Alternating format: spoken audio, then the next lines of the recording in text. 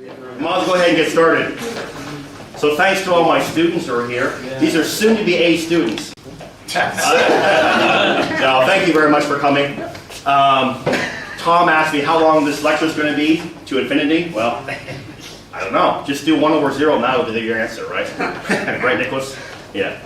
All right, so to infinity and beyond, and I promise you, there's not going to be a lot of math. I'm going to try to explain some of the concepts about infinity, what it means, and how it relates to chaos, okay, what chaos theory is, and then how that relates to what we call fractals. So I'm going to do that in that order. I'm going to start with just a few important people, talk about what infinity is, if I can, okay, and then describe chaos theory, and then get into fractals, okay? So I hope you enjoy it. Now, yes, I mean, that looks chaotic, doesn't it, okay? But I promise you it won't be like that, okay? Okay, so I want to first introduce you to a few important people because I feel like, you know, you should know some of the key folks behind this concept, the concept of infinity, chaos, and fractals. And you know, these are just a few, just a tiny fraction of the folks, because really, it goes back to ancient times. And we're going to talk about Zeno and things like that, the dialectic, and how they had the ideas of infinity as well. But a few key people I want to bring up, so it's really an introduction, and how they supported the ideas of, you know, especially in what, you know, the idea of what infinity was, and how it relates to even can we model real life applications of infinity. Okay, so here we go. We're going to start with Bernhard Riemann. Now, I think some of you may have heard of Riemann before. Riemann didn't live very long. Actually died when he was 39, okay, when he was a sickly child. But he really was one of the first people to talk about geometries. Not just what geometry, what people thought about geometry, like Euclidean geometry. You know, the Euclidean geometry is the geometry that you all study in high school, right? Straight line, 2 points determine a line, and so on and so forth. Well, Riemann took it much further. I mean, to the point where people just didn't understand him at all. And in fact, it really wasn't until Einstein, theory of relativity, that people started to understand really what Riemann was talking about. So Riemann really described in a really important lecture when he was only 26 years old. Can you imagine, 26 years old, about what geometry is and what it really can be. And it's really an amazing thing. And I think some of you guys, remember the movie we saw, the math movie? They talked about Riemann, right? They talked about, and someone, remember that really weird looking clip they had with all these weird geometries? Well, that's just some of the applications that Riemann was talking about. Things way ahead of his time. So, yes, it doesn't necessarily relate to chaos or infinity. Well, it does relate to infinity, but chaos or fractals, but it certainly has its roots with Bernhard Riemann. One of the biggest things he did, one of the most famous things he has is what's called the Riemann hypothesis, which talks about the natures of prime numbers. And if anyone can prove that, you'll be a millionaire and, of course, extremely famous. So actually he has, he's quite a famous person in mathematics, and many, many mathematicians now are trying to actually prove the Riemann hypothesis. Because if you can prove the Riemann hypothesis, you will basically destroy, okay, all cryptography. Because a lot of cryptography now are based upon prime numbers, and the, you know, for example, RSA, Riemann, Chivas, Adelman, you multiply two large prime numbers together. When you multiply them together, okay, and I give you just the product, okay, it's extremely difficult, especially if the prime numbers are large, to break the code, because it's very difficult to factor those two numbers. So anyway, Riemann hypothesis is extremely important, and people are rushing around to prove it, and it's been years and years without any luck. So it's a very famous guy, but unfortunately he died way too young. Next person, George Cantor. Now this is where it really starts. George Cantor was one of these people that was completely comfortable with the idea of infinity. Because, you know, really, the idea of infinity, what's it really mean? We think of infinity really just to mean something that's boundless, okay? And calculus, for a lot of things, are based upon infinity, right? Limits, so on and so forth. So for your Chinese, you know, Wei Ji Fen, okay, calculus, you know, you really need to understand sort of the idea of boundlessness to understand you know, limits and how derivatives work. So in this case, Cantor was really at ease at Cantor was really at ease at discovering what infinity was and talked deeply about it. One of the things he did was he talked about a one-to-one correspondence, because he said, is there just something that's boundless, or is there something more than that? In other words, is there just one infinity or many infinities? It's really important, right? I mean, what does it just mean to be boundless? It's not good enough. So he angered a lot of mathematicians because he really upset the apple cart, as they say. But one of the things he did, he established a one-to-one correspondence between members of two sets, defined infinitive and well-ordered sets. And here's the key. He proved that real numbers, now real numbers for your non-mathematicians, it sounds kind of goofy. What's a real number? What's a fake number? Real number? No.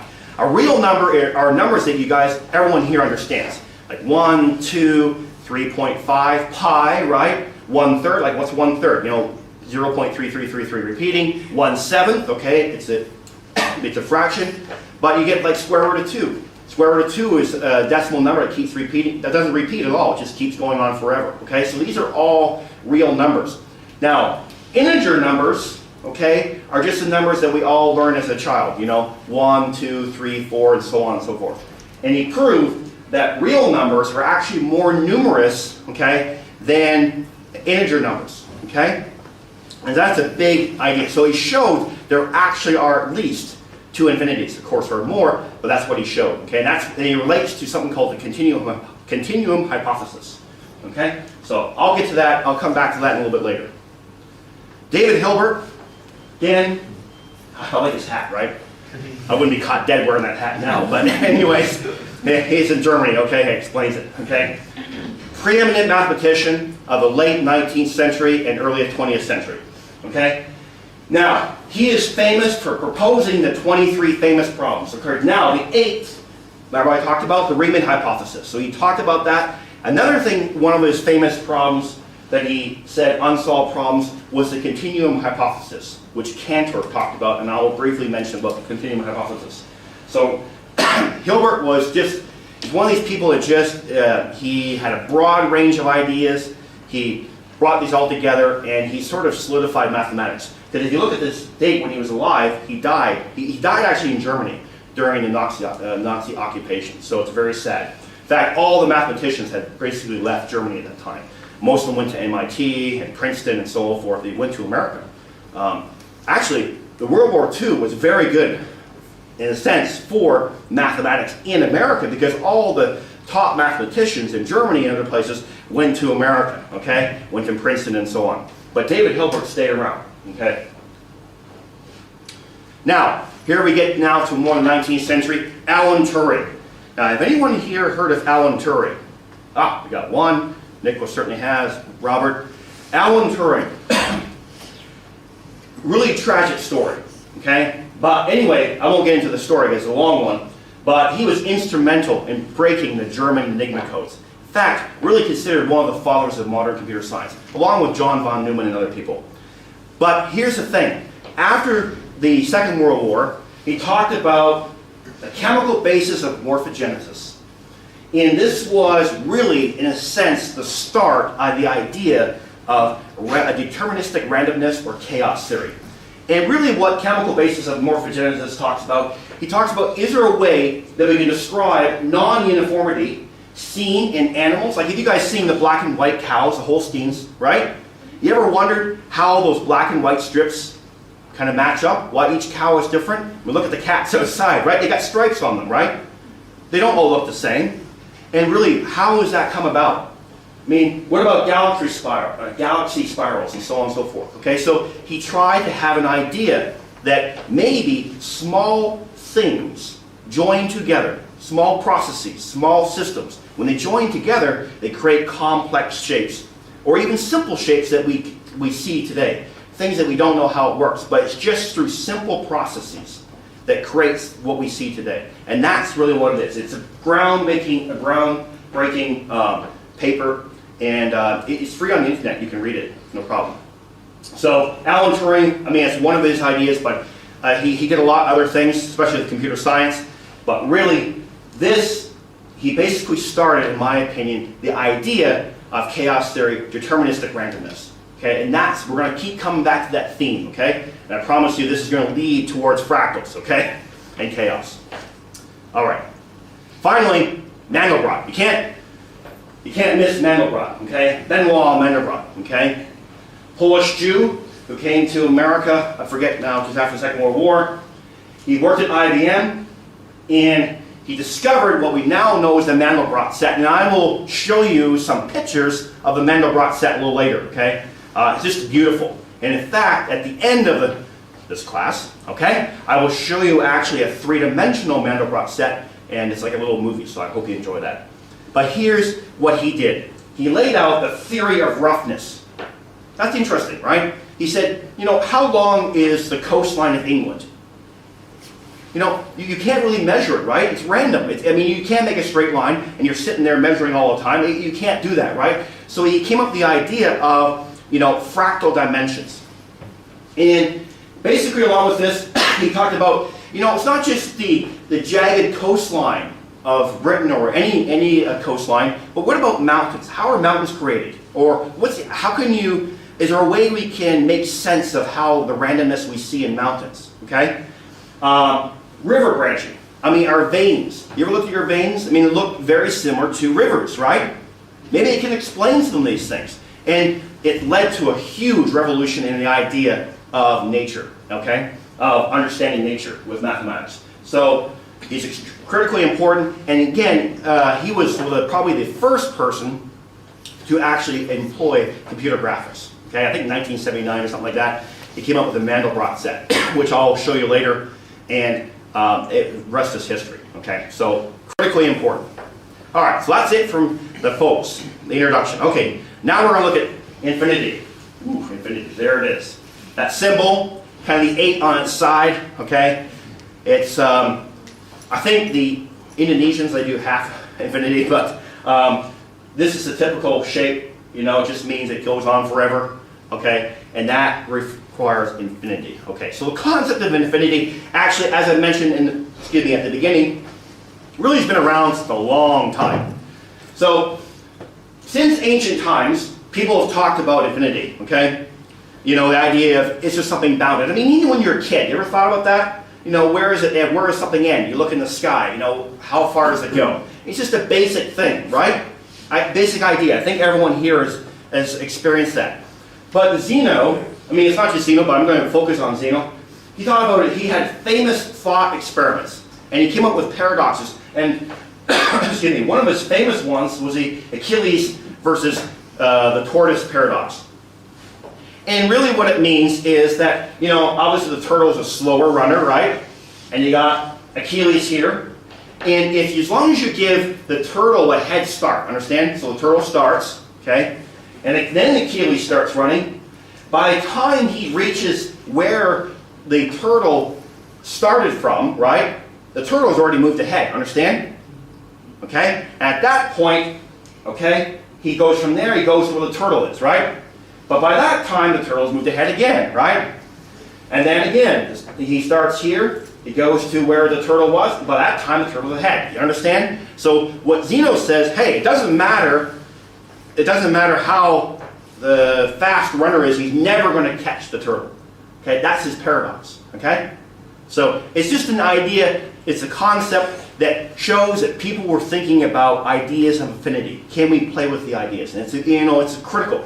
Greeks were just master thinkers, okay? And this is just one of the ideas. So again, this is certainly not probably the first ideas. People have thought about these for years and years, but hey, it's something that we can verify it happened in Greece. And you know, Zeno was definitely one of the masters at this. Okay? All right. Concept of zero. Now, okay, I promise you this infinity part is probably the most boring part of this lecture, okay? It gets more exciting in a minute, trust me. I have a lot more pictures for you, okay? No problem. Thing is, zero. Why is zero critical? Now, everyone here knows the numbers, right? Just the basic numbers. 0, 1, 2, 3, blah, blah, blah. Oh, nicely. Go to sleep, right?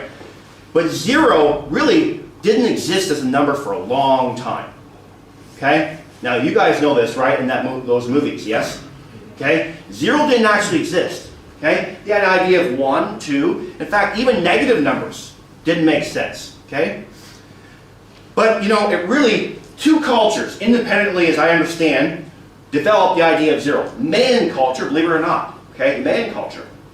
Incredible, actually. And the Indian culture. And it's really theorized the Indians developed the number, given that their major religion values nothingness, okay? And they embrace the idea of the void. So there's actually a temple that actually has 0 carved into it, okay, inside. So it's very fascinating. So they're the first to use 0. And so what it means is, see, cultures before the Indians, okay, where there was 0, nothingness, they just left things blank. They didn't put a number. But the Indians were first to put a 0 in place of where there should be nothing, right? And that changed everything. Okay? And this is where it relates to the infinity, because these are some of the questions that people were asking themselves. 1 over 0, does it equal infinity? If that's the case, 1 over infinity, does it equal 0? Does 0 times infinity equal 1? I mean, no, there's some problems, right? They had some problems right away.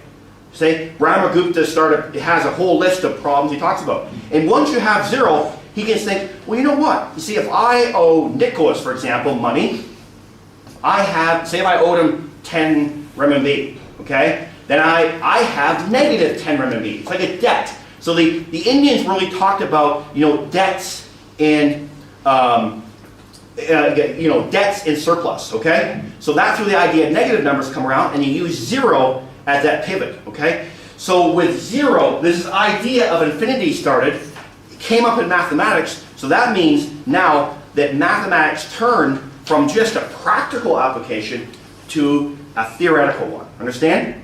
It's a really interesting turning point in mathematics. So it went from a practical one to a theoretical one. Okay, well, this is not how we understand 0, infinity. One of the best ways to understand infinity is just use limit. Okay? You got to take limit from the right and limit from the left of 0. Take it as it goes to 1 over x, and you can approach something we call positive infinity, the sign, and as limit as x approaches 0 from the left, 1 over x gives you negative infinity. So we really don't have a definition of 1 over 0. It doesn't make any sense, okay? That's why we say it is undefined, okay? Because it really is. So the limit is really important, crucial to calculus. So that's really more how to understand that. Okay. So I won't spend too much time here, but again, infinity really has not been without dispute. People have talked about this over and over again. I mean, look at Zeno's paradox, right? Does that really make sense in real life? I mean, no, right? Because you can easily have a faster runner will overtake a slower runner. So people have talked about these all the time. Really, it was just a thought experiment, okay? But it's been disputed. And that's why George Cantor, remember, beginning, he's the one that really solidified what infinity is. Okay, or what we understand it to be. Okay, again, it's not a number, it's really more of a concept, the idea. And this is, again, infinity is important to understand why fractals, okay, are as they are, because they're infinite in a sense, okay? The smaller you look at something, you're going to see the whole part, okay? That's why infinity is really important to understand what fractals are. And we use infinity all the time, meaning pi, it goes on forever. Here, we often take sums, infinite sums. This here is the Taylor series, okay, expanded around some value a, okay, and that starts leading to ideas here, okay, so people start talking about it, trying to decide what do we really mean. Remember, infinity is not a number, it's a concept, okay? Okay, countability. So I promise you, we're moving on here. We're going to get into chaos theory in a moment. Countability. Can we count things? Remember I talked about Cantor briefly? Cantor, again, showed, as I mentioned earlier, showed the size of real numbers are greater than the size of the natural numbers. Okay? And this is what you see here. This is what the continuum hypothesis means. There are no infinities between the size of natural numbers and the size of real numbers. And in fact, Paul Cohen, okay, an American mathematician, showed that it could not be proved using just the axioms of set theory. In fact, it makes it undecidable. Okay? So we really don't know using set of axioms. So what they only know is either natural number size of infinity or the real number size. So you've got these kind of weird thing. You got two different infinities, okay? One for the size of natural numbers, one for the size of real numbers. And is there a continuum? Well, Paul Cohen proved that it's undecidable. We don't really know, because you can't decide it on set theory. And by the way, set theory is the theory which mathematics is based on. I think I mentioned this in class, right? Okay. Now, this is an example of a diagram that these is kind of one of the things, these diagrams, that, you know, every mathematician wished they proved, okay? This diagram shows that the size, infinite sets of rational numbers, and again, for you non-mathematicians, a rational number doesn't mean a logical number, okay? A rational number means ratio of integers, okay? Like 1/5, 2/3, 5 even, because it's 5/1, okay? That's a rational number, okay? So he showed that the size of the rational numbers and the natural numbers are the same. So again, he's taken infinity and crystallizing it in his hands, okay? And what he's done is he's taken all the rational numbers, start with 1, so 1/1, 1/2, 1/3, all the way to infinity. Then he does 2/1, 2/2, well 2/2 is just 1, right? 3 at 2/3, 2/4, well 2/4 is just a half, 2/5, all the way to infinity. And he does it this way as well. So you got this sort of this infinite square, or block if you want to call it like that. And you see these arrows. So he draws an arrow from 1/1 down to 2/1, up to 1/2, across to 1/3, down to 2/2, down to 3/1. You can follow these arrows. You see this? How it follows? Okay? And if you were to take that and stretch it out, okay? Just imagine. It's like coiled up, right? Coiled this way for you guys. You just stretch it out. There's a 1-to-1 correspondence between the rational numbers and the natural numbers. And in fact, this proof is on his grave. Okay, it's very interesting. So that was one of the most amazing proofs to show that these infinities are actually the same. Okay, and there's also another proof, really a counter proof, to show that the real numbers are much bigger than the natural size numbers. Okay. Now, does it just relate to numbers? No. Now we're going to talk about shapes. There are one-sided infinite shapes. Okay. Mobius strip. Anyone heard of a Mobius strip? Okay, I have one here. Mobius strip. Okay, so everyone see this? Can everyone see this arrow there? It's a little bit kind of a weak arrow. Can anyone see that? Okay, this is a one-sided shape. Okay, so for example, so watch. I'm going to see. I don't know if I can see you guys. So here's the arrow, right? So what I'm going to do is I'm going to walk it back, and I'm not going to flip it. I'm not going to turn it over. Okay. So if I walk it, right, watch what happens. See the arrow, everyone? Again? So if I walk it, right, now let's see if we can do it this way. Maybe I can do it this way so I can see it. So I'm going to walk it, right? I'm not going to flip it. Watch what happens. Just watch what happens.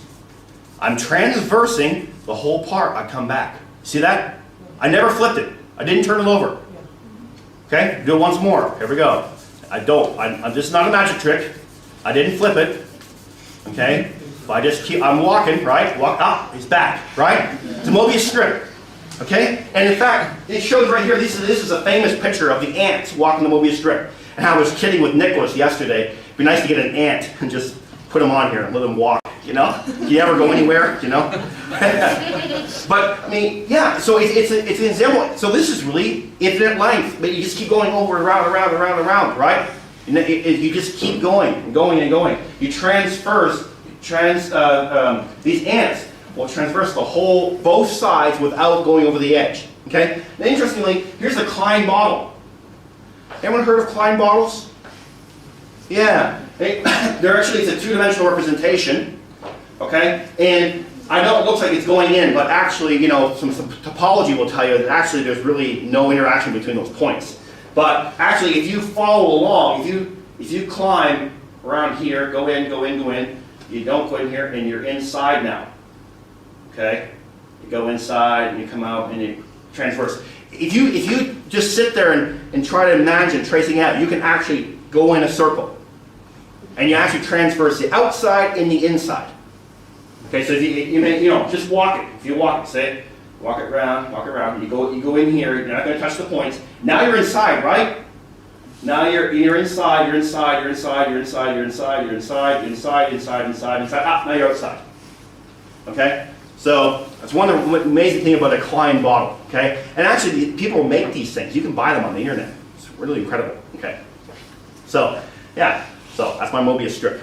Now, there's also, yes? Didn't Escher have drawings that did that way before Mobius actually showed his I don't know. representation? Perhaps. The Yeah. Escher strips? The Escher, Yeah. Escher drawings, but I will bring up some Escher drawings as well in a minute. And some guy made a Klein bottle house. Tom, can you sell these? Maybe. I mean, it's interesting, right? I mean, McBride, Charles Ryan made a Klein bottle house. Now, this is just the outside, one of the outside pictures, but actually there are pictures of it inside pictures. So yeah, you can live in a Klein bottle. Okay, so it's really interesting that people have stuff like this. I'm not sure where it is, but it looks sound like somewhere in the U.S. Really incredible.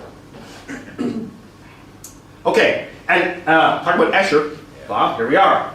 This is actually a Volkswagen commercial, and this was based upon the work Relativity by M.C. Escher in 1953. And again, how does this relate to infinity? Well, it really relates to that you can keep walking around the circle forever. Okay, it talks about different geometries. Remember from Riemann?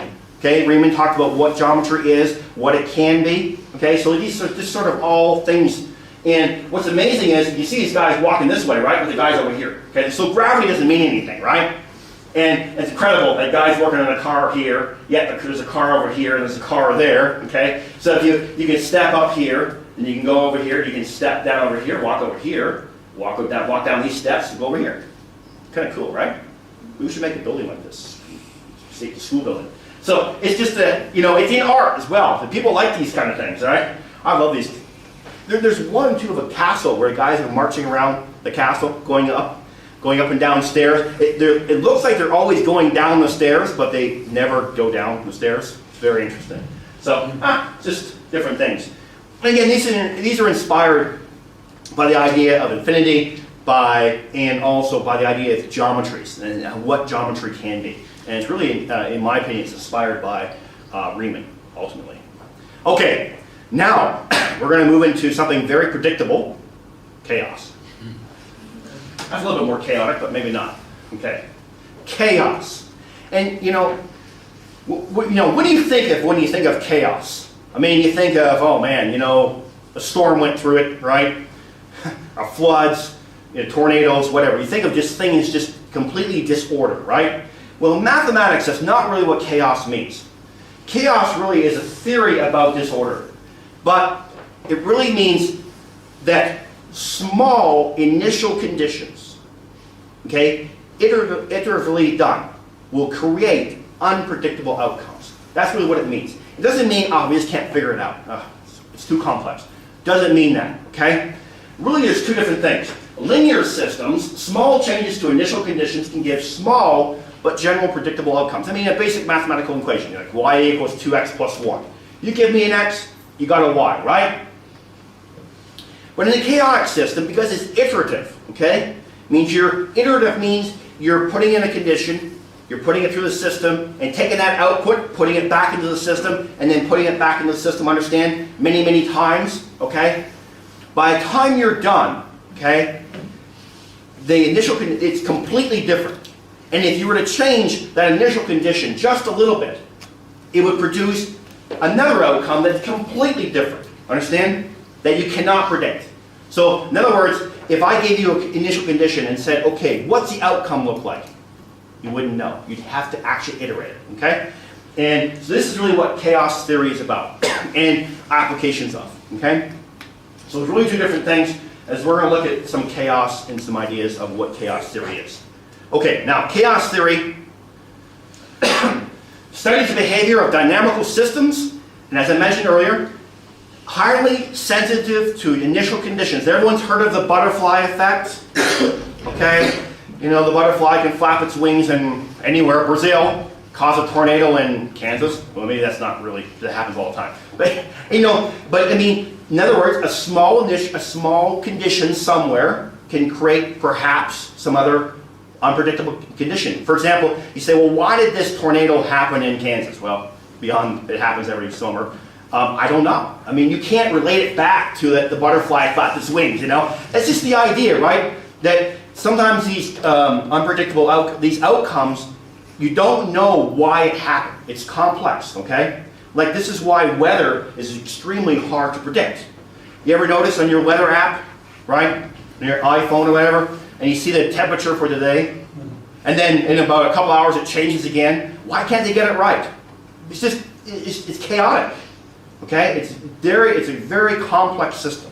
Okay, but here's the thing: deterministic randomness. Okay, and that really is chaos theory. Okay, deterministic randomness. Okay, so it's not just something's too complex. Okay, that's not what it really means. Deterministic factors, non-linear relationships that can cause things to look random. Okay, and what people try to do is they try to come up with models. Okay. That mathematical models that could model real life systems that are also complex, and can we do a one-to-one? I mean, can we, if we model this and get a certain outcome, will that happen in real life? Maybe, maybe not. Okay. This is an example, a small example. I have the next page of a bifurcation diagram, and it's kind of hard to see, unfortunately, on this here. It's easy to see on my computer here, but if you look at this carefully, this logistics map. You see how it goes? Nice line right here. Can everyone see that? Maybe not. Okay, right at about 3, it splits. Can anyone see that? Sort of looks like a little parabola, kind of on its side. Then at about 3.4 or something, it splits again. Now you got 4. And then very quickly, it goes to 8, 16. It really splits. And then in a flash of a second, you've got chaos. So I'm going to show you just a basic diagram of dots, okay, to make this more clear. So it's just an example. And look, it's a very simple thing. And that's another thing. To model complex or chaotic systems, it's very often a very simple equation. Okay, it's not like these huge, nasty equations. Very simple. And they're just iterated over and over again. Okay? So let me just give you an example. Let me show you here. Here's the same function, logistics function. And let me just explain it.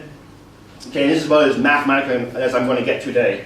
But p to the n plus 1. So that means this is an iterative function. So p to the n. So for example, if I have my first initial value put in, that's p1, okay? And p1, what we do is we multiply it by some r, and we're going to start off with 2. Multiply by that, p1. And then multiply that by 1 minus p1, and that's going to give me p2, right? p3 would just be r p2 times 1 minus p2, understand? And we just keep doing that over and over again to a certain time. Okay, so this graph here, what I said is I said p1 is 0.98. See that? 0.98. Maybe you can, I don't know if you guys can see that or not down here. And this one here, we're going to choose r equals 2. All right? So when r equals 2, look what happens. I mean, it sort of comes right up, boom, boom, boom. It stops here, 0.5. And every time I iterate it, okay, it just stays at the same level. Doesn't change, okay? It's just a one-time deal. So that, very boring. Just line forever, okay? I can iterate it forever, and it's always going to be at 0.5, okay? Now look what happens when I say r equals 3, okay? Same initial condition, 0.98, but now I'm going to put in r equals 3. So look what happens. Boom, 2. It splits. So, I mean, it stabilizes a little bit. It's like kind of like if you cut a horn in half, right? Trumpet. It splits, but it bifurcates, okay? And it just follows these patterns forever, okay? It's always at a period of 2. Just goes this one, then this one. This one, then this one. Okay, that's what it does. It's amazing, right? It just kind of splits 2. Okay? Now, look what happens when I do r equals 3.5. Same initial condition, r equals 3.5. Look what happens. Got 4, right? Okay? Just goes back and forth, the 4. I mean, it's really amazing, right? A simple function can give me this. Now, it's not chaotic, right? It's still, we can predict it, yes? Now, look what happens when I put r equals 4 in. Watch. It's chaotic. And this is just putting in 4. Look. Again, P1, 0.98. R is 4. And look what happens. I get absolutely no predictability here. Just like that. I didn't do much, right? So I, go from 1, right? R equals 2. R equals 3. R equals 3.5. And then finally, R equals 4. It's amazing, right? It's just a simple function can give this idea of randomness. Okay? And that's it. It's nothing complex. This is not a complex function, right? It's easy, right? But look what happens, okay? When you iterate, you get this chaotic pattern. Okay.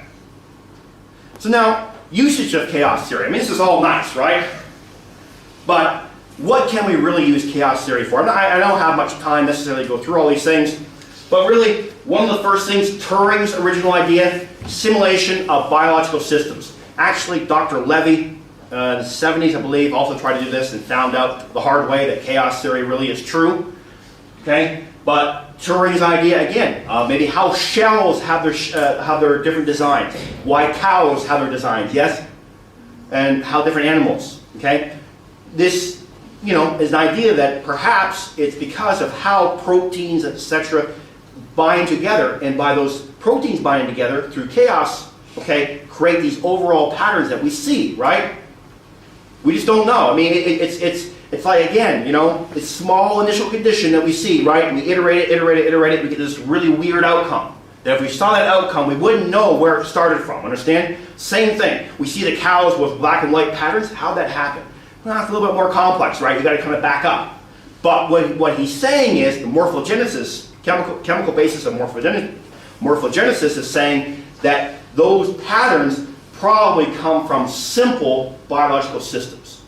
And it's those those simple biological systems put together create the patterns that we see. Okay, and that was sort of the idea. Now, if you can get mathematical models to simulate these things, perhaps we can do simulation of weather patterns. I mean, Bob, right? There's lots of weather pattern mathematical models, right?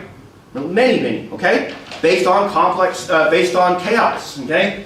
Bird flight patterns. I mean, look at this picture. It's amazing, isn't it? It's hard to see, perhaps, but you can see how these birds all go together in these amazing looking shapes. I mean, can you predict where the birds are going to be in a few seconds? You can't. See it? You know what I'm saying? But individually, birds, relatively simple, right?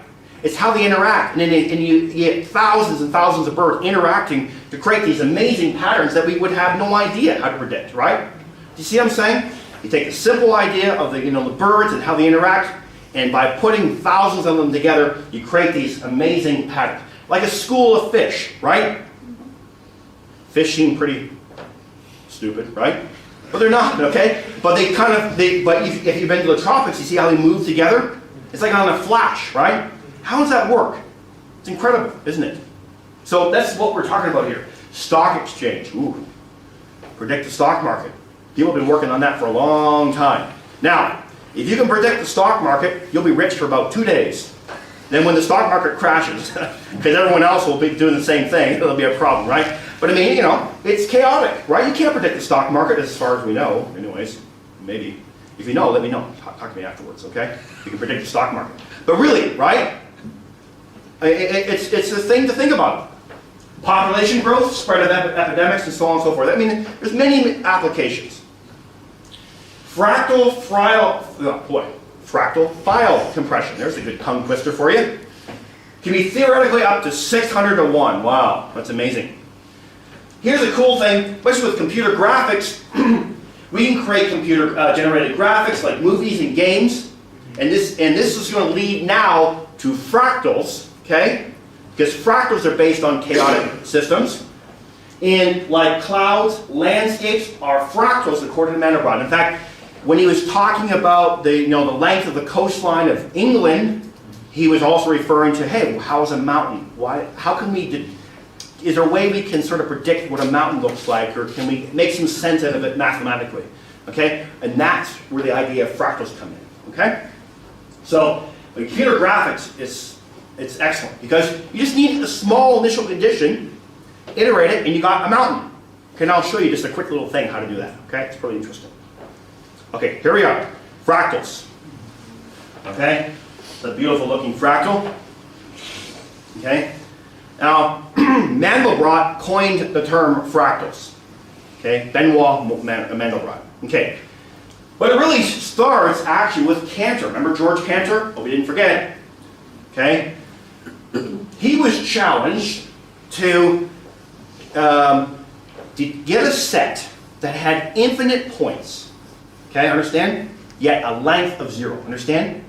So can you have a set of numbers that has infinite points but yet length of 0? It seems kind of weird, right? And he said, no problem. And here's how he did it. So for example, suppose you had 0 here and you had 1 here. Now, if you think about it, just a little bit of a quick math lesson. In the real number line, right, between 0 and 1, how many numbers are there?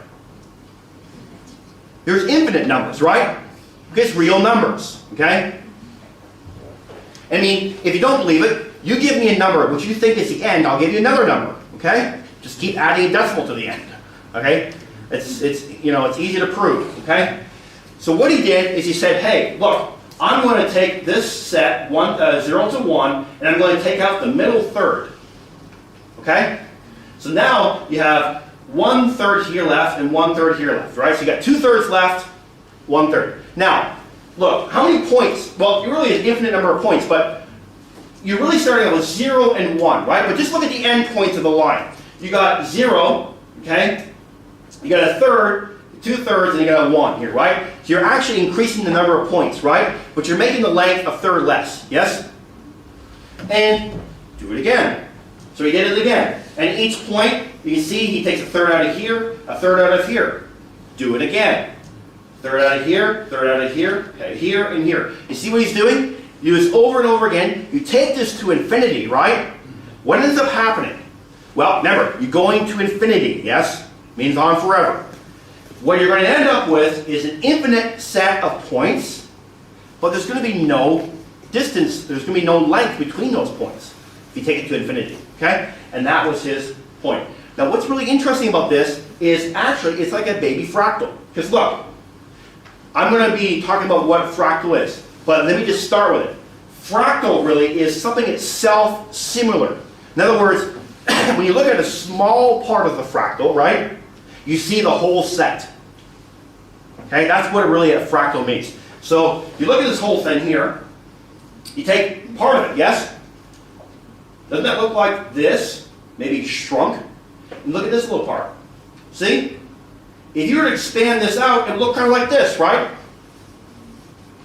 Now, we stop it here, but you imagine it going on forever, right, to infinity. You take a small set even here. Okay? You can see the whole set. So this really is a fractal. It's the start of the fractals, okay? And I'm going to describe what a fractal is next.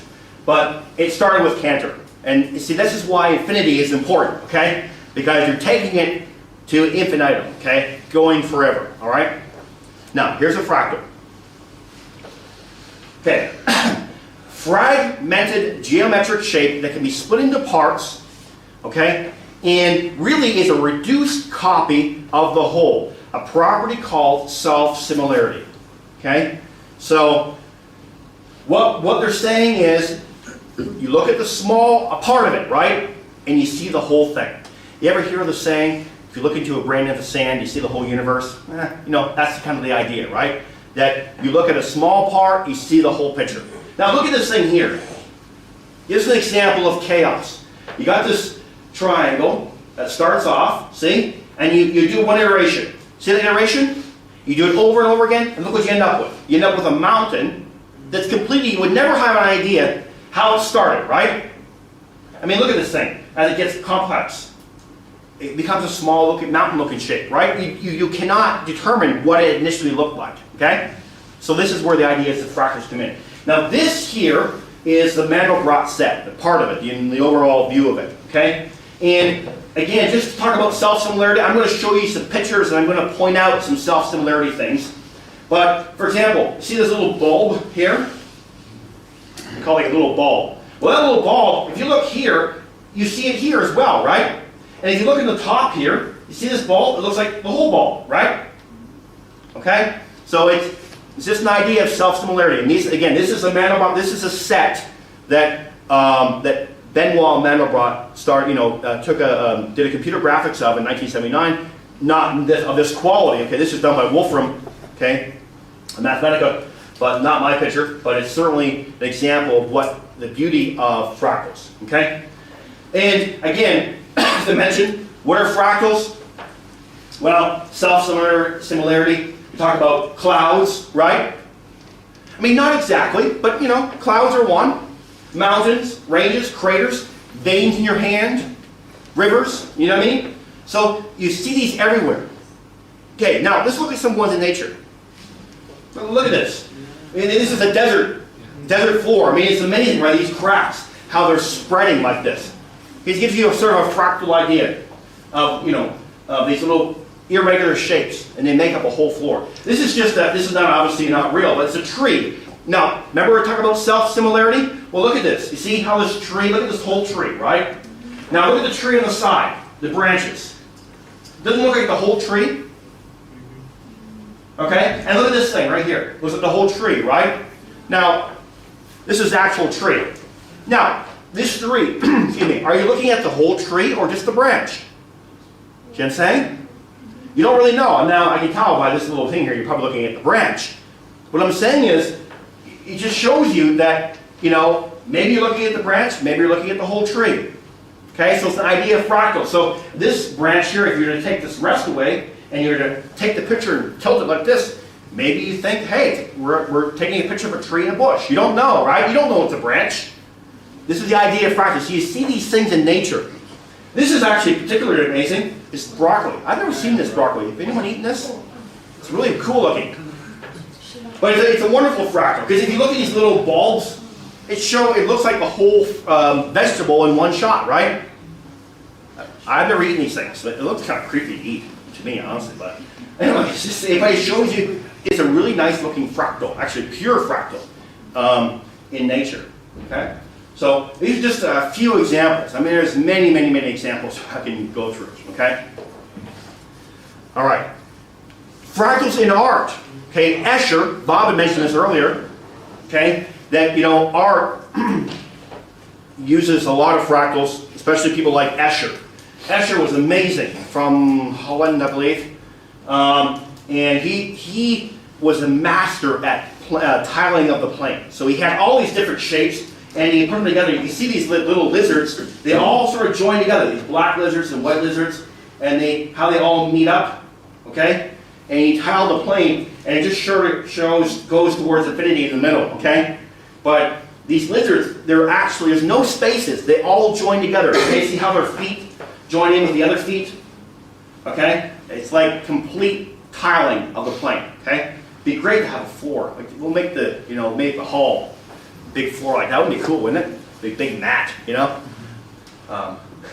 Get the guys to do the stone pieces and make one of these. That'd be a lot of work, wouldn't it? But it's just an example. It's in art as well. Okay? Escher, if you don't know about M.C. Escher, go on the internet, research about M.C. Escher, and you'll just be amazed at some of the stuff that guy drew. It's incredible. Okay, now, Hilbert. Remember Hilbert? So he had some ideas as well. Hilbert curve. This is just an idea that he says, hey, if you took the letter U, right, and you iterated it in such a way, you could create this kind of weird looking pattern. Okay? Nothing really special, but it's just an example of taking a small thing, small character if you want to say, and creating what a complex shape. I mean, it's more complex. It's not too complex, obviously, but it's interesting how you can take these and join them together, right? And it's a fractal dimension of 2.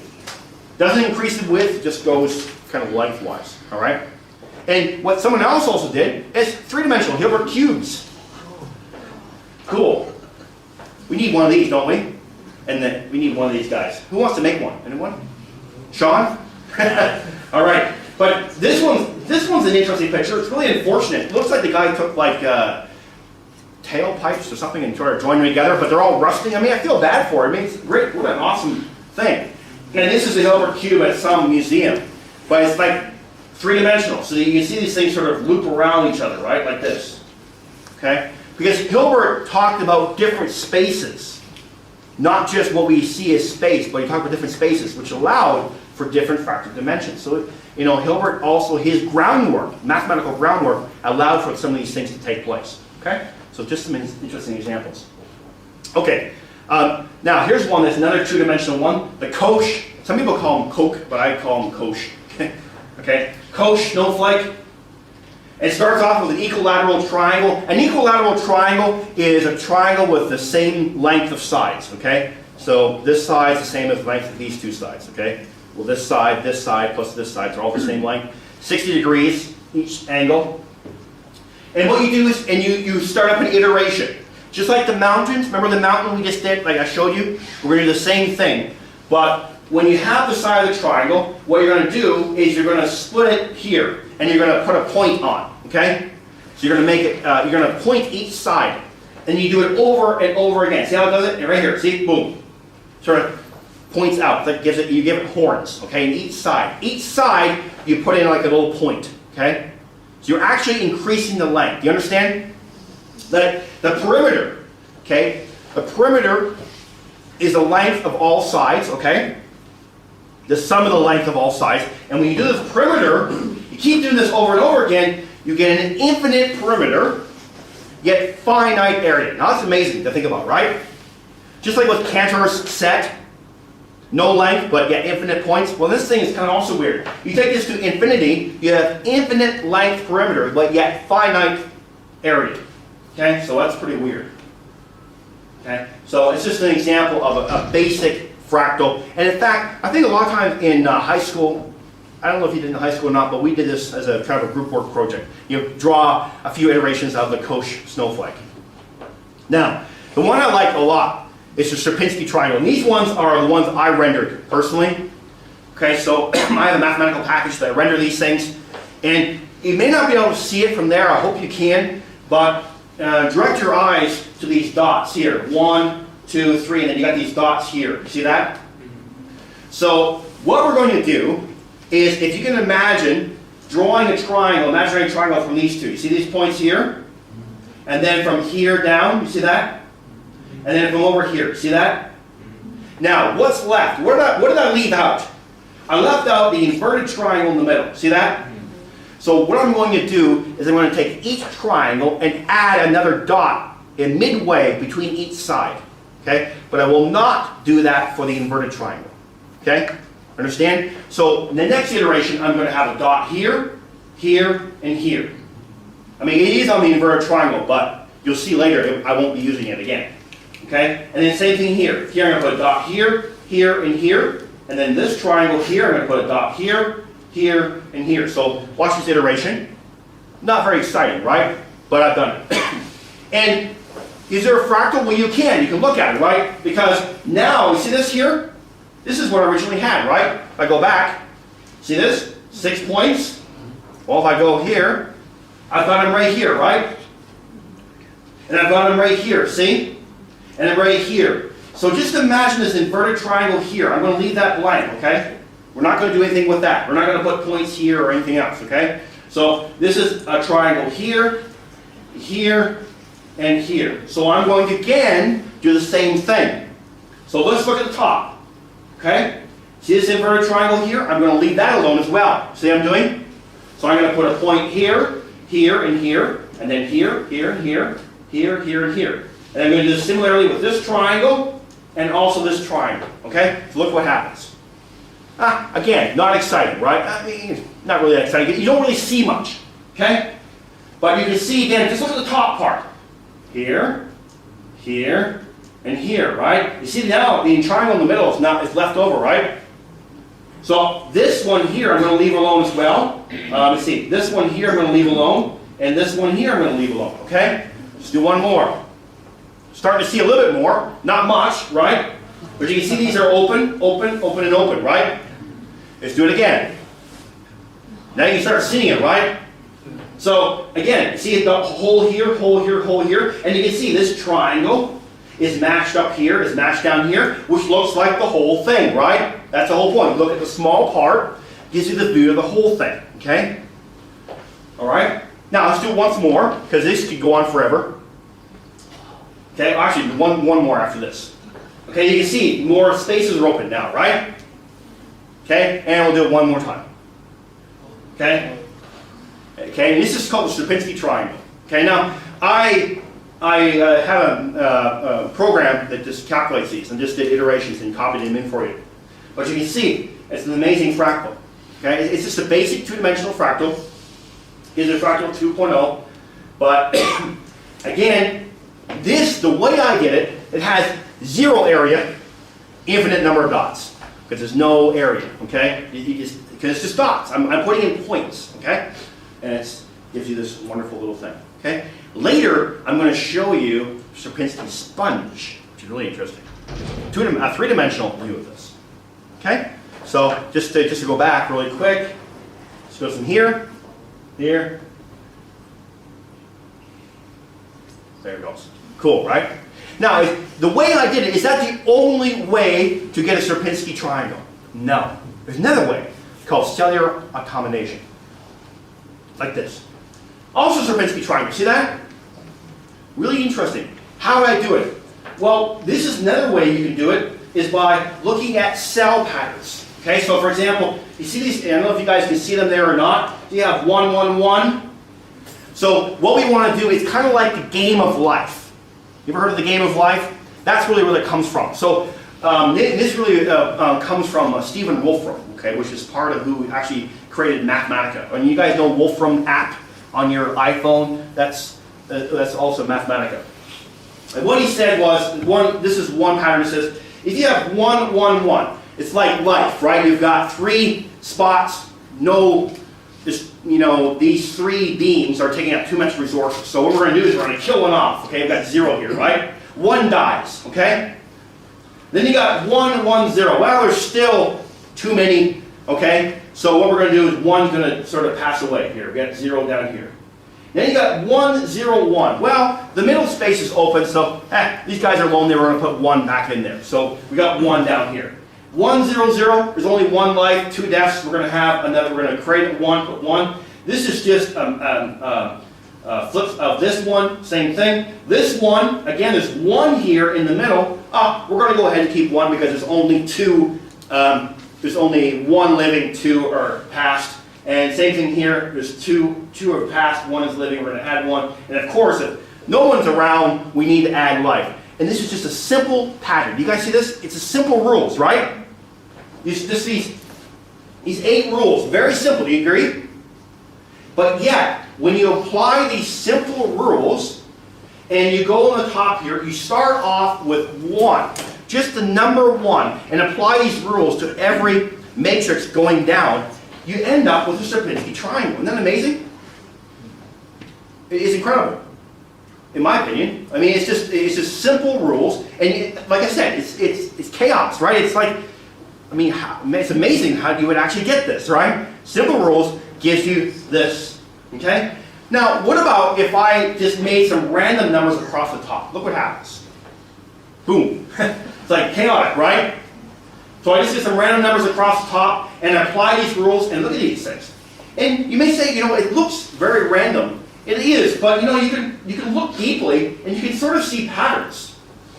You can actually, like here, it looks like kind of a snake. I can see it over here somewhere. I saw it earlier. Yeah, I mean, you can see some patterns in this thing. It looks random, right? But it does look, gives you this beautiful kind of mosaic going. Well, it's not really a mosaic, but gives you sort of a beautiful pattern. When this came up, I was like amazed. It's beautiful, right? I thought. And it's just using random numbers on the top, 0s and 1s, that's it. Okay? And applying these patterns to the next cell, and it creates this amazing looking pattern. Okay? And what I did next is I took a 1, a 1, and a 1. I filled the rest with 0s. Look what happens. This is actually, Sierpinski's triangle starts, but it splits, right? You see how it splits? It's symmetric. I mean, it's incredible. Symmetric. So, and it's really interesting. I can see sort of hearts in there. not really, but. I mean, you can use your imagination. It's kind of like looking at the clouds. Oh, it looks like a dragon's head or something. You know, you can sort of imagine different things in here, but just basic cellular automatons, I say. Okay, it's really interesting. This is just a taste of this subject. Okay, Stephen Wolfram has all kinds of rules, different new state for center rules. Okay. This one here, even in nature, look at this shell. Look at these kind of these inverted triangle patterns. Like we saw this earlier, right? So this one, these inverted triangle patterns, kind of weird. It comes up in these shells. And it's hard to see maybe up close. Maybe back there you can sort of see some more patterns. But Wolfram uses different colors, so you know, not just black and white as I did, or orange and white. But this is following Rule 30. And again, sometimes you see these in nature, okay? And now, again, it's kind of like morphogenesis, okay? Perhaps simple things like this, like these rules, lead to more complex shapes, understand? So again, that's what I want to keep coming back to. Simple rules, when you iterate them, lead to seemingly, or could be, complex shapes, okay? Or complex systems. And that if you change one small thing, the outcome is completely different. So in other words, if you looked at both outcomes, you could not determine what the inputs are. Okay? It's just radically different. Okay? Radically different. Now, this is my Fern fractal. I like this one. I actually rendered this one. It's using a two-dimensional linear equation. This is like a line, but it's like a sort of like a two-dimensional kind of a transformation line. So you have this this matrix, multiply by some linear transformation, add some translation, and what you're going to do is you get these 4 different possibilities, and it depends on the probability. So 1% of the time it's going to use this one, 85% of the time it's going to use this one, 7% this one, and 7% that one. So it's just going to translate. What we're going to do is we're going to start off with a few basic points, and we're going to create a fern. Now, you guys know what ferns are? No, of course, maybe in the West, of course, we know what ferns are. Your grandmother had ferns growing in your place. But Garfield, Jaffe Mel, you know, they like ferns, eats ferns, right? That plant. How do you say that in Chinese?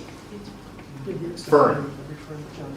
Okay, maybe you don't know what a fern is. Okay. Anyway, you'll see what a fern is, and you can tell me what it is. But the fact is, what's great about a fern is like a tree. If you took a piece of the fern, right, you ripped it apart, and I took a photo of it and blew the photo up, I'd say, is this the whole fern leaf or is this a part of it? And you probably cannot tell. It's like a fractal, okay? That's the whole point, self-similarity. Small part of the whole shows you the whole piece, okay? So watch what happens. I start off, not much, right? But you can sort of see the idea. The fern's going to tilt to the right, okay? Going to tilt to the right. You can start seeing some things, it's sort of a shadow of it, okay? A shadow. But if I iterate it again, yeah, you can start seeing it, right? It's just a sort of, again, sort of a shadow. This is sort of like the main stem, right? And it's hard to see self-similarity at the moment. But if you look at this leaf, right? This kind of looks like the whole piece, right? Sort of, a little bit, right? If I do another iteration, one more. I got one more after this one. See, now you can see it quite more clearly, right? Look at this leaf right here. See this? If you took that and you tilted it this way, you would get the whole fern, yes? And it kind of tilts to the right. And you can adjust, play with these numbers. You get some weird looking shapes, okay? But you see how it's self-similar? I mean, look at here. See that right there? Doesn't that look like the whole fern? Or here, maybe here. See? Looks like the whole fern. Looks like the whole fern. This little piece here looks like the whole part, right? Now I'll do it once more. This took a couple hours to render, by the way, my computer. It took a while, okay? But this is actually 19 numbers, iterations. That's it, 19 iterations. Not much, but it took a long time. And this is, actually there are pictures on the web that have used different colors, and it's really amazing. You can see like different shades of the colors and how they are placed. It looks pretty close to what a real fern looks like. So, oh, go ahead, Bob. Did you this was done with Mathematica, and you chose the probability 1% for the first? No, this is actually a set probability that you can. Yeah, this is not mine. These are. This is a common. You know, if you want to draw a fern, this is numbers you use. But you can certainly play with these numbers, and you get some ferns that tilt different ways and look a little different. Yeah. So if you change the probabilities and you run it through Mathematica, then you'll get actually different. Yeah, yeah. But this is a pretty cool looking fern. So you guys know what this is in Chinese? Oh, Julia? Julia. Okay. Yeah, these are pretty common, right? At least they used to be. I don't know anymore. But if you go in North America, if you go walking in the woods, you see ferns all the time. And ferns are one of the oldest plants I understand on living Earth. They're very, very old. So it's just a really neat kind of thing. Okay, we're getting done here. So I don't want to hold you up too much longer. Now, the Mandelbrot set. Now we're going to start getting some more exciting things. These are not mine. Okay, these are actually mathematical. There's from the Mathematica site. Okay, Wolfram. And this is a Mandelbrot site. Now, the Mandelbrot set that I made is pretty basic. Okay, it takes a lot of rendering, takes a lot of time. But these are done with beautiful colors. And it's basically a quadratic recurrence relation. Z means complex numbers. Okay, basically we take the complex numbers and map them onto a two-dimensional plane. Because when you think about it, A plus BI can be represented as AB in a plane on some level, a basic level. And that's all we're doing. We're just putting it on a two-dimensional plane. Okay, for you math people. Now, here we are. This is the general what the whole bulb looks like. Okay, and I don't know if you guys can see it that well or not. It seems a little bit dark. It's clear on my screen. But again, I want to show you self-similarity. So this, for example, look at this little bulb here. So let's move up here. See how, if you can imagine the whole thing tilting this way, right? Well, this little bulb can be right here. Now look at the top. Look at the bulb. It's the whole piece. You see? Self-similar. It's over and over again. It's extremely complex, and you can zoom in. And as you zoom in, you see more and more of these things. You actually zoom in. It's like space is different. It's not, there's really size means nothing in these kind of spaces, okay? Because you can zoom right in. Keep zooming in. If you have one that's deep enough, like numerically deep enough, you can actually zoom in and keep going in, and this will become really big. These Julia sets, or these things here, will actually expand. Okay, and you'll see more. And you can't see this right here. Maybe you can't see it. Well, that's another bulb. Okay, you'll see it again. Okay, you keep seeing these over and over again. Okay, these shapes keep coming up and up and up. Okay, and these are just some other parts of the Mandelbrot set. Here's a bigger one. It's a little bit dark. It's so bright on my screen, but it's dark on you. But again, see this little bulb here? And it's like these little guys here. Little ones, little ones. It's like looking at a field, right? And these little bulbs on here. I mean, who knows? Maybe we're on the bulb right here. See? This big one, right? Could be right. We could be looking right here, right? So, where are you? I don't know. I mean, with a math package, you know your location. But if you're just caught in a fractal, I don't know. You wouldn't know where you are. That makes sense. If distance and time. Well, not really necessarily time, but sort of like distance and placement mean anything, okay? So you don't know really where you are. Okay? This is why it's just really cool. And it's just an example of a Mandelbrot set. And again, look at this equation. Simple equation. Not difficult. Understand? I'm trying to impress upon you. It's just a simple thing that when you iterate over and over again, it creates complex, just beautiful patterns that are just amazing. Like you just can't believe that it can come out of that. Okay? And that's just not Mandelbrot. You even have three-dimensional stellar automata. Okay? Here, it starts off with something small and it grows. Okay? And when you start off something small, you get that thing. Okay? Don't know how, you don't know what they're going to expand like. Okay? You change some initial conditions here, this result will be, again, quite different. Very different. Okay? Okay, one last thing before we move on to that little film clip. This is my fractal trees. Okay, and so I created some trees a couple years ago using a math package, And this is not a tree, obviously, but these are just, I'm just showing you some of the cylinders. What I'm going to do is join cylinders together, okay? Try to simulate trees. So I'm going to like simulate branches and trunks and so on, okay? And by using the idea of fractals, just some basic conditions, you know, the size, the length at which from the end where I join the other cylinder, okay? That's it. It's very simple initial conditions. And I iterate this over and over again, and I get these trees. I'm going to show you. I'm going to show you some evolution, okay? Because the first part, trees turned out bad, okay? So here's just this is not a tree. This is just wood, pile of wood, okay? This is what happens when we cut the tree down, okay? But it just shows you how the cylinders connect. Okay, so the first tree, well, my first tree didn't turn out very well, okay? It looked like it grew up around Chernobyl, all right? I mean, you see, you know, they've got the stem, and the first branch really went out, and look, it's like leaning way over. It looks bad, right? But it's just a practice, okay? I was playing with the parameters, but you can see this tree is messed up, and it's three-dimensional, by the way. I don't have it here, but on my computer I can spin it for you if you want to see it, okay? But obviously it's just the first tree. It's a Chernobyl tree, okay? Next one, not bad, okay? I put some little leaves on the end, just put little dots. But you know, this stick is supposed to be the trunk, and I just did some initial conditions, and it looks okay. It's not that great, okay? It's a little bit weird, okay? But it's just an example of just taking these cylinders and just basic conditions, joining from a certain part from the end with some variance, and joining the next cylinder, okay? One more. Oof.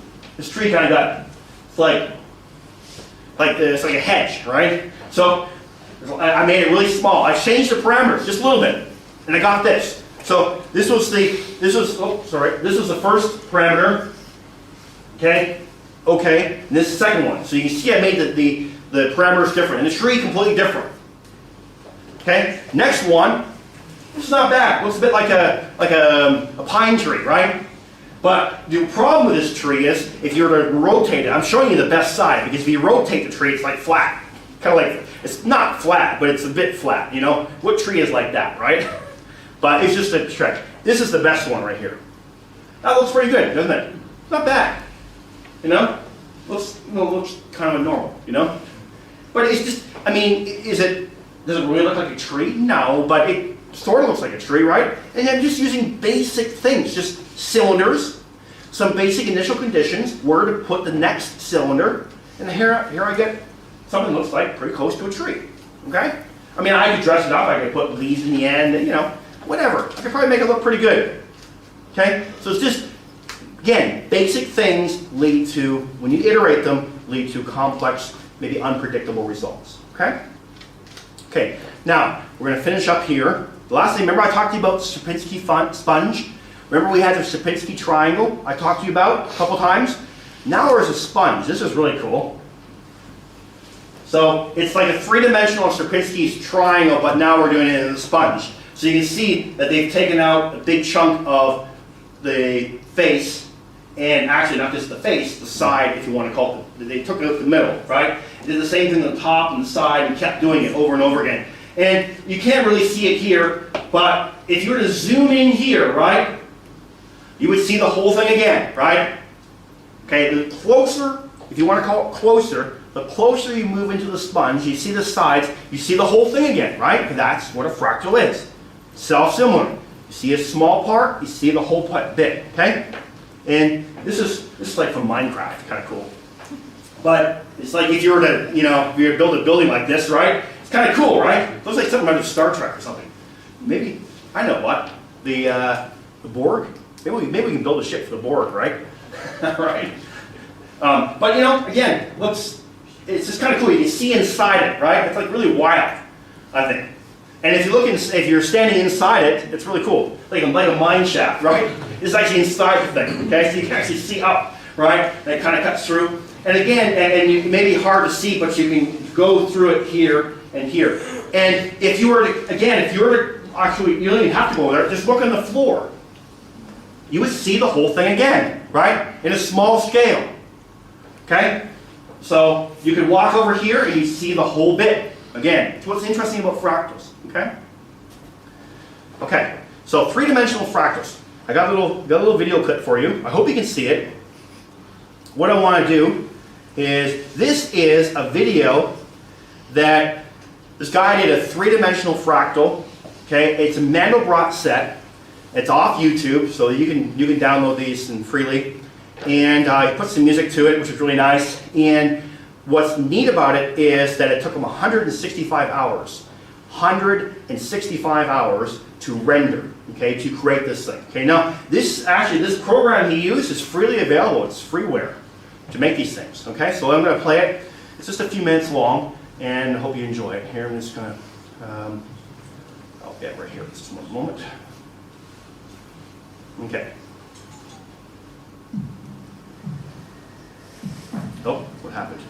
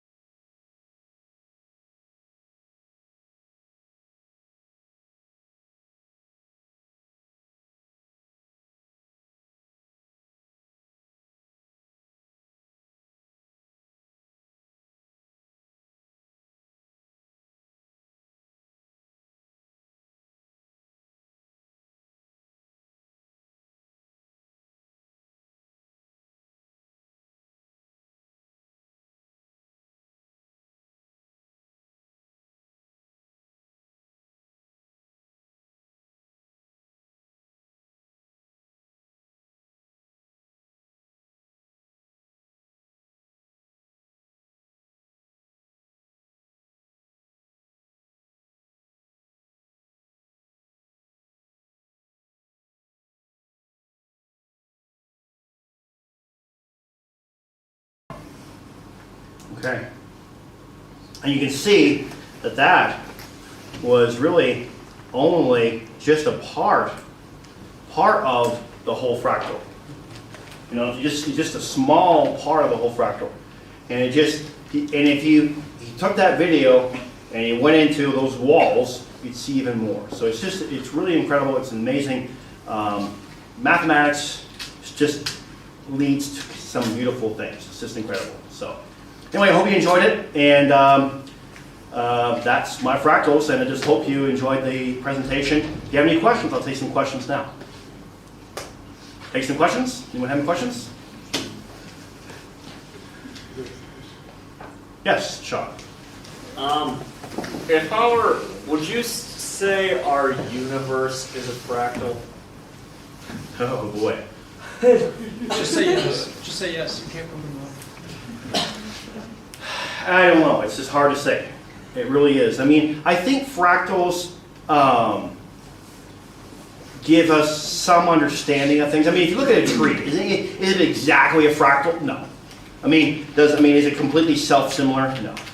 There are other things, but it just gives us, it helps us give us an understanding of how to make sense of complex, what we seemingly complex shapes, like mountains, rivers, and so on and so forth. So, that's a very interesting. I mean, people say the universe is a hologram, so I don't really know, but I just think fractals are a way to help us describe complex phenomena. Yes, Bob. Yeah, maybe I can comment on that question. There was a book called Gödel, Escher, and Bach. I don't know if you ever heard of that. It won the Pulitzer Prize, I think, in 1980 or something like that. It's very, very, really great book. Obviously, won the Pulitzer Prize, but it wasn't read very much. And Douglas Hofstadter, was that the guy who wrote that? I don't know. Yeah. He said that you can look at any system of chaos and you can see patterns in it. You can eventually see patterns. So if you look at the universe and you can eventually see patterns. And that's really what it's about. Right. Yeah, that's recursion and iteration. Yep. And that's what it's about. Exactly. And I'm not a musician, although Mike is, and not many people know that. Mike's a musician, and he can tell you about the recursive relationships in music, for example, like Bach, how you listen. I mean, you're right. I mean, if you think about it, a mountain is created, right? I mean, do we do iterations of simple things to create mountains? I mean, no, that's not how mountains are created. But I think it just can lead to mathematical models to help us explain or to help us make sense of these more complex shapes. Yes, John. Why can't it be used for the stock exchange? As you said, it doesn't work. I didn't say it didn't work. People are working. It doesn't work very well. Yes, but you're right. But people have been working on that for a long time. And what's the big problem? I don't know, actually. I haven't done much research in it. Haven't done much research into it, but maybe it's not just finding the right model. I don't know. It's more complex than, just like I was saying, just like with trees. I mean, if you look at a tree, is it a fractal? Well, yeah. I mean, we can see fractal things in a tree, like the branches and so forth. But I mean, is it really truly a pure fractal? No, right? So I mean, I think the stock market, for example, is just it's more complicated than that. We just get a general idea. Yes, Sean. So if because you're saying the tree is it's too complicated, we can know enough to get a general idea. If we had enough coordinates at the beginning, couldn't we predict exactly what it will look like? You ready? So It's more than just it's more than just that, I think. Yeah. See, with these models, I mean, you're putting in just initial conditions, and you're getting these what we call fractals, like the Mandelbrot set. You're putting in a basic thing, like you set a value for A, and you set a value for C. C is a translation, A is the value you multiply the Z n squared by. And just using those numbers, you get the Mandelbrot set. Okay. But as far as like changing conditions to get something that we consider, I mean, it's possible. I don't know. I mean, it could be. But I mean, trying to find that and to create like the tree outdoor here, I don't see how they've been able to do that. Or a way to do it. Because you were messing Perhaps. around with the proofs and you made those trees. Couldn't you eventually get that down to the system where you could make exactly what you wanted? Boy, if you could do that, you'd be... Because if you could do that, then I would say the stock market would be pretty that'd be like predictable. Because it seems like if you can do that, then you can predict where everything came from just by looking at something we have now. And can't that let you predict the future? Well, that's what mathematics is all trying to do. We're trying to predict. We want to try to predict future events by looking at past events. But there are other values in the systems that I think are just variables. You see, it's the assumption that we know everything about the system to develop that system. I mean, human life or just basic things. I mean, do we know everything about it that if we just have some model, we just put in the right variables, we're going to create the perfect thing? And I think, no. I mean, at least not right now. I mean, this is part of the problem with the 2008 crash. People rely too much on those mathematical models, weather models. I mean, otherwise we'd be able to predict weather really well. Is it just a matter of finding the right model? I don't know. I think it's more than just that. You see, I think sometimes it's easy for us to oversimplify. We look at maybe the system is this. We can handle it. If we iterate that, we will create the system. Well, I think it's hubris. I don't think we can actually do that. Is that because I'm just going to say because systems are far more complex, and there are variables that we just cannot sense and have effects that we don't understand. So for example, when a system gets very, very large, I mean, there are certain things that start interacting that we never realized that we were interacting for. So by us interacting with that system, won't the system continue to expand and get more complicated? Then it'll turn into the Achilles tortoise thing where us chasing it, trying to simplify it, will always be longer. That's interesting. Will it get more and more complex? Well, sometimes, some of the fractals, as you saw, if, for example, the mountain fractal, that triangle and how it became a mountain, well, yeah, it would become more and more, I guess, essentially complex. But just like, for example, the logistics model, I mean, it doesn't change, okay? Yeah, I mean, I think fractals, or the idea of good idea of fractals is, can we develop a system, mathematical model, that when we iterate that model, can that model help predict real life, something real life? And again, I would say, now John's of course the economist here, but I would say a lot of the problem in 2008, people relied a lot on mathematical models for these things, and it didn't work. We had a lot of problems. I think it's easy for humans. We can easily oversimplify things, make things too simplified, and where in fact systems, the axioms that we rely upon to develop, when we think of a system, we try to group things together, say, hey, this is what it is. But in fact, the reality is there's probably a lot more inputs into the system we can realize. And those also interact. The things that we don't know. I mean, it's really, mathematics is not about what we know, it's what we don't know. And that's what we have to think about. So we can only use systems or use mathematical models to a certain point, to a very limited range, in my opinion. So yeah, it's fascinating. But in physics, if you're given the initial conditions of a particle, the initial momentum, energy, position, so on and so forth, you can predict at any time in the future where that particle will be. And you can do the same thing for 2 particles, and you can do the same thing for 3 particles. The problem is that when you get down to large numbers of particles, even if you do know the interaction, it's just too much. It creates chaos. Yeah, that's right. It's more particles enter the system. It creates chaos. It creates singularities. It's kind of analogous. Perturbation theory. It's kind of analogous to people, right?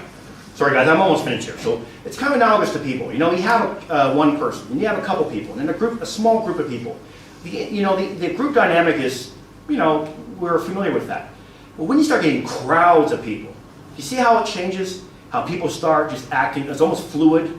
I mean, you see, when you start getting huge groups, we start acting differently. And we're not individually acting any different than ourselves, right? But as a group, you look at the whole picture, the crowd acts differently, okay? And that's really what it's saying. So, I mean, it's things that if I got to know one person, if I've never seen a crowd before, right? A big crowd. Could I predict by knowing people, by knowing, a few people, what a crowd will act like? No, probably not. Okay, that's chaotic. The way we interact with things, the iterations, okay, creates a chaotic system. It's very interesting. Any more questions? Okay, thank you very much.